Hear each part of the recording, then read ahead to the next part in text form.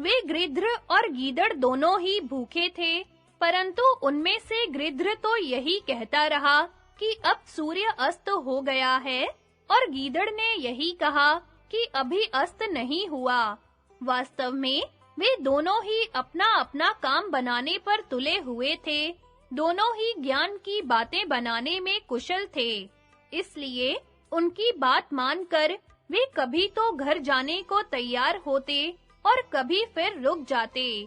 अपना काम बनाने में कुशल गिद्ध और गीदड़ ने उन्हें चक्कर में डाल दिया और वे शोकवश रोते हुए वहीं खड़े रहे। इसी समय श्री पार्वती जी की प्रेरणा से उनके सामने भगवान शंकर प्रकट हुए। उन्होंने उनसे वर मांगने को कहा। तब सभी लोग अत्यंत विनीत और दुखित होकर बोले, भगवन, इस एकमात्र पुत्र के वियोग से हम मृतक से हो रहे हैं और पुनः जीवन लाभ करने के लिए आतुर हैं। अतः आप इस बालक को जीवन दान देकर हमें मरने से बचाइए। जब उन लोगों ने आंखों में आंसू भरकर भगवान से ऐसी प्रार्थना की, तो उन्होंने उसे जीवित कर दिया और 100 वर्ष की आयु दी तथा उन गिद्ध और गीदड़ को भी भूख मिट जाने का वर दे दिया। ऐसा वर पाकर उन्होंने भगवान को प्रणाम किया और वे सभी बड़े हर्षित और कृतकृत्य होकर नगर की ओर चल दिए। राजन, यदि कोई व्यक्ति दृढ़ निश्चय के साथ किसी काम के पीछे लगा रहे, उससे ऊबे नहीं, तो भगवान की कृपा से शीघ्र ही उसे सफलता मिल सकती है। देखो, भगवान शंकर की कृपा से उन दुखी मनुष्यों ने सुख प्राप्त कर लिया और बालक को पुनर्जीवन मिलने से वे बड़े ही चकित और आनंदित हुए तथा उसे लेकर बड़े चाव से नगर में चले आए। जो पुरुष धर्म, अर्थ और मोक्ष का मार्ग प्रदर्शित करने वाले इस आख्यान को सुनता है, वह इस लोक और परलोक में सुख पाता है। प्रबल शत्रु से बचने का उपाय बताने के लिए सेमल वृक्ष और वायु का प्रसंग। राजा युधिष्ठिर ने कहा, पितामह, यदि कोई कमजोर मनुष्य मूर्खता से अपने पास रहने वाले किसी बलवान मनुष्य से वैर बांध ले और वह क्रोध में भरकर आवे, तो उसे उससे किस प्रकार अपना बचाव करना चाहिए? भीष्म जी बोले, भरत श्रेष्ठ, इस विषय में सेमल वृक्ष और वायु का संवाद रूप यह पुरातन इतिहास प्रसिद्ध है। बहुत दिन हुए, हिमालय के ऊपर एक बहुत बड़ा सेमल का वृक्ष था।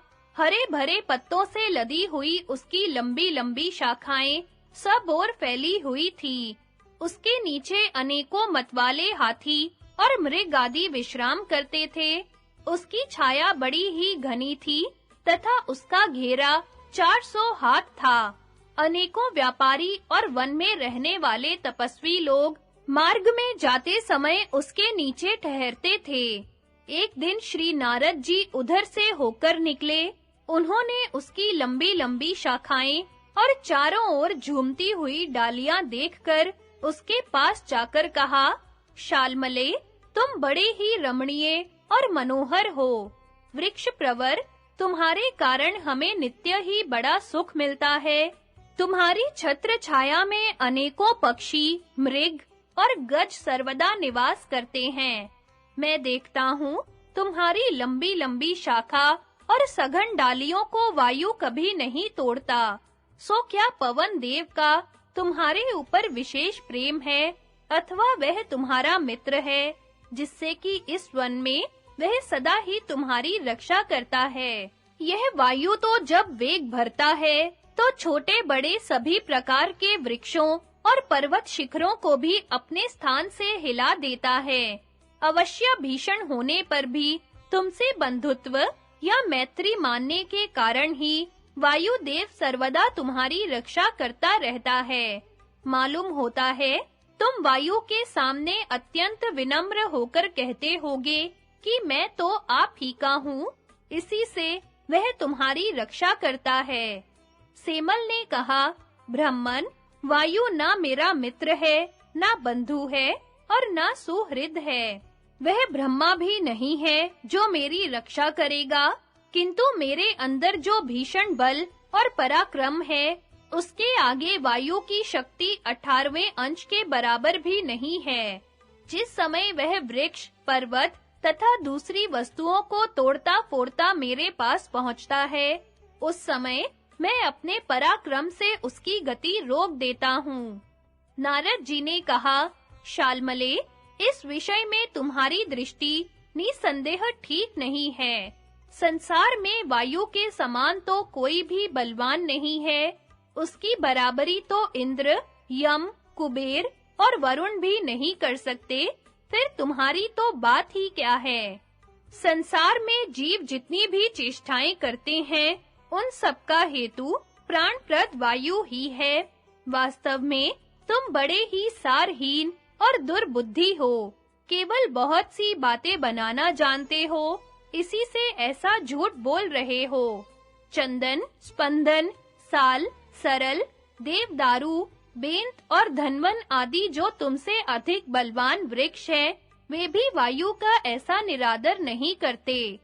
वे अपने और वायु के बल को अच्छी तरह जानते हैं, इसी से वे सदा उसे सिर झुकाते हैं। तुम जो वायु के अनंत बल को नहीं जानते, यह तुम्हारा मोह ही है। अच्छा, तो अब मैं भी वायु के पास जाकर तुम्हारी ये बातें सुनाता हूँ।